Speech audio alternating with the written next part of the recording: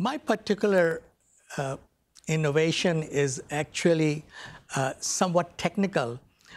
And so what I have done is changed it quite a bit so that the technical part of it is out and the concept can be relayed. And there is actually a fusion of several things that happened.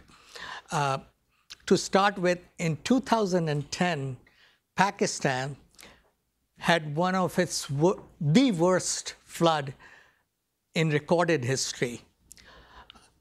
A lot of times I read that actually it was the worst flood that has ever happened, but it wasn't, because I used to live around there, which is Karachi, and the river Indus, which flooded, is right here.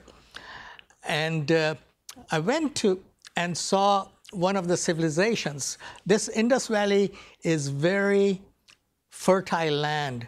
It is the home of the cradle of the second oldest civilization in the world.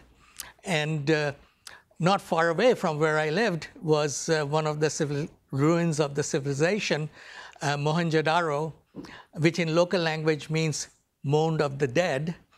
And there were 7 layers that you could actually count if you go there. And after I came to the United States and was at Widener Library, I found out that they were actually layers of civilizations that had been wiped out by floods and new ones had been created. And so when I read that this was the worst flood in history, apparently they did not know about the 7 civilizations that had vanished there. My project was trying to assess the risk that comes from flood. I was very fortunate to have Dr. Sanchez as one of my professors. He had worked in the industry. That's not the slide that I was trying to reach. He had worked in the industry and knew about a particular process that is used in industries to assess what the likelihood of a failure of the product would be. For example, this particular thing, how long will it last? That particular process is called failure mode and effect analysis. It was developed by the United States military back in World War II.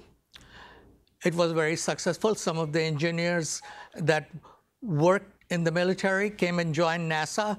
They took that idea with them, and NASA adopted it. Some of those engineers got hired by Boeing, and Boeing adopted it.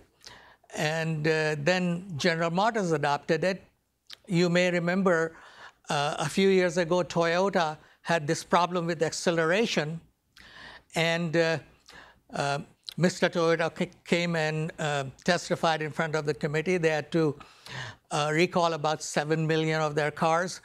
They adopted that process. Dr. Sanchez, my professor, said that I think that particular process, which is actually designed to assess the risk of a product failure or service delivery failure, is adaptable to environmental risk.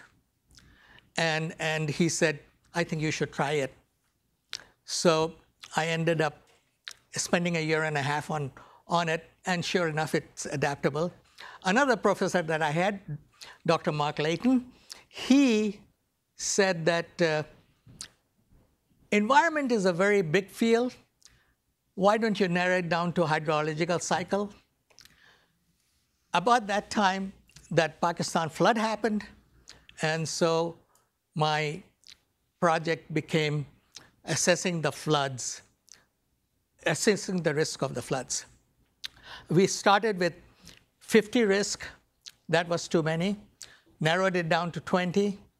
Then we narrowed it down to 5 for this particular presentation. Anna, can you help me with getting the first slide and the second and third? Okay, so yeah, I think it's at the very end, or yeah, it is the end. Okay. So what happens is essentially or conceptually, failure mode and effect analysis is very simple. What it does is it has 3 components. And those 3 components are severity, occurrence, and detection for each risk. So we take this particular thing falling down and breaking. What is the severity of the risk of it breaking? And you assign a quantitative value to that assessment. What is the likelihood of it getting broken? Suppose the likelihood of it getting broken here is 1 in 10 or 2 in 10 maximum in a year. Because this is carpeted, most of the people who will be using it are hopefully students like us, and we are not going to be throwing things down. It may be different in other situations. So a risk assessment done for one particular case will not be applicable to another. Okay, so we identified that the risk is between 1 and 10, 2. Okay, then you go to occurrence. How often is it, the severity is 2. How often is it gonna occur? How often is it going to break? And you use historical data, expert opinion, and assessment, and decide that the chances of this happening in a year is 3. So now you've got 2 and 3. The last component is detection. So how often, how well can you detect that this will happen? Insurance companies spend a lot of money in trying to figure that out because they insure things. Public policymakers in countries would like that kind of information, but they don't have resources. In the developed countries, we have the resources. So suppose we come up with the idea that, or come up with the conclusion that the probability of detecting it falling down on historical data or because of mathematical calculation, it's going to be 4 times a year. And we assign that 4 value to it. So what that does is now we have got 2, I think it was, the other number was 3, and then 4. You multiply the numbers together. 2 times 3 times 4. 4 3 is 12, 12 times 2 is 24. So that's a risk priority number that is assigned to this particular risk. That's the first component of doing it. The second component is you determine what are the corrective actions that you can take and how much reduction in the risk would be. And so you decide that the corrective action would be that we should have a carpeted floor and we should add some felt to it so it will not break, or that it would be made of steel or stronger plastic than this, and the risk reduces down. So essentially, that's the concept. So, and what we did was we took that idea and identified the risk from flooding, risk of large structure breaking down, risk of people dying from food, lack of food, risk of waterborne disease, gave values to it, determine how much reduction in the risks would occur, and then ranked those risks. Here are 20 risks that we did the before number, the after number, and the risk reduction. And that particular set of information becomes available to the policymakers so they can decide where they're going to allocate the money. You can make it as accurate as you want to, or you can make it as rough, depending on the resources that you have. If you have only one person who can spend one day, he can sit down and he or she can decide how much time they're going to spend and then make this information available to the policymakers. And that's the project.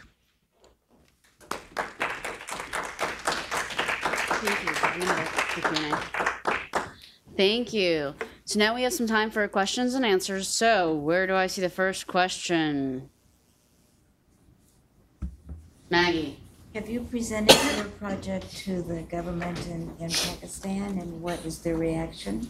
I have not officially presented it, but interacted with a lot of number of people, both in the government as well as in the academia. And they are very excited. They have come up with a fair amount of suggestions.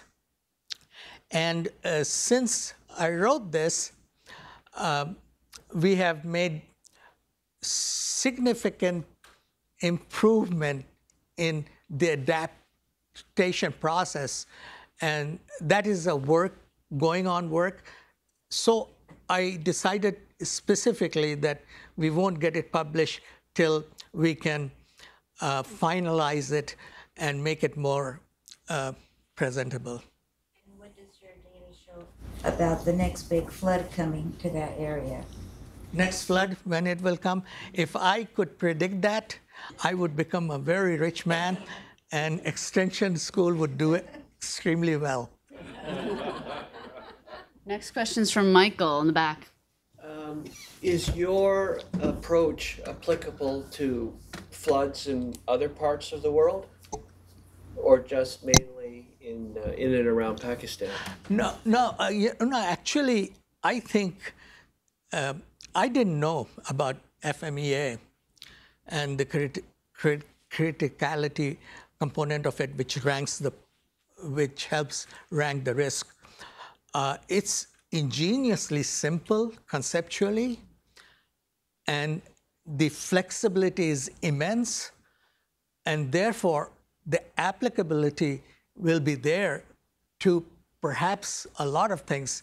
My roommate in the dorm is a professor at one of the colleges in political science, and he said, and we were talking about it, and he said that, hey, I wonder if I can use this process to assess the risk of one politician making a mistake and the risk that would happen. So I think the applicability is there. If we could shift it from product manufacturing to climate-related risk, it can be done for just about anything.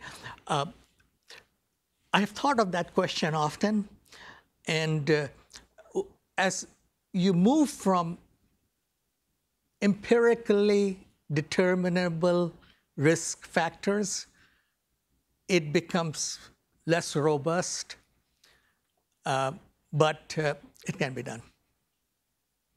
I'm going to go to the back and then up front. You sort of stole my question, but anyway, I forgive you. But continuing on that line of thinking of that question, I think that this model, if you would, you can apply this idea, this theoretical framework, if you want to call it that, to any kind of situation of uncertainty related to climate change. I'm thinking about insurance or reinsurance company that could use some of your concepts or these elements of this model that you developed for floods or any other kind of uncertainty or risk climate-related situations? Do you see that happening? I don't know, just thinking more general way. Well, I may be biased in my opinion because I have spent so much time into it. Yeah, I see it happening. So just have to consider other, factors or variables or into the model that you can factor in. But it could be this idea, as I said, as a theoretical framework, if you would want to call it that, can be applied to other situations. Just an idea. I think it can be applied. Obviously, Boeing thought it could be applied. General Motors thought it could be applied. When I was doing the research on it, there's a hospital in Los Angeles, and it's only like 3 or 4 hospitals that's owned by a company, and they're using it exactly the same thing, and they call it failure mode and risk assessment analysis, and they're using it to reduce the risk of making mistake in the dispensing of medicine and in their pharmacy. So the concept is applicable. And the concept is very simple. Thank you. Yes.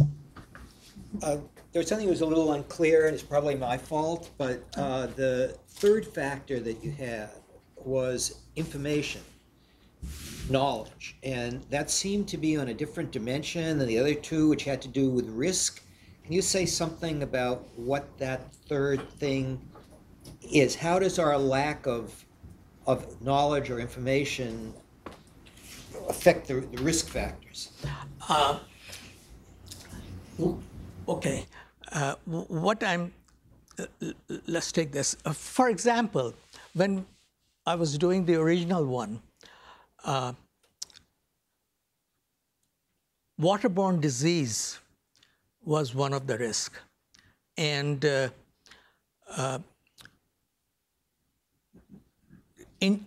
damages to bridges and dams was another risk. Normally, a lot of people think that, well, damages to dams is important, and we want to allocate resources to prevent that from happening. When we did the risk priority number calculation, the severity times the detection times the occurrence, we found out that the chances of improving the odds of a dam breaking down is very, very low for the same amount of money. While we could wipe out the mosquitoes that cause malaria with 1/10 of 1% of the total amount of money, that information can be very helpful to the policymaker who has got 100,000 rupees or dollars to spend only. And so that is where the information becomes important. And we have time for one last question. Elizabeth? So have you interacted with FEMA at all to, say, find out how often they have partnered with any agency or person in Bangladesh after a flood to see if they've helped them, and do they have any data that might help the project? No, I did not consult with anybody in FEMA, but I did talk to several people who worked for Boeing, and almost every one of them said they were not willing to talk to me about it because I'm not classified at that level. So it's quite possible that, now these guys were involved in probably making, were defense contractors or something. Boeing's a private company. All their stuff is classified. Yeah, so, but I did not consult with FEMA. I am very certain that they are using it because NASA uses it quite a bit. All right, and on that note, I'd like everybody to give a round of applause.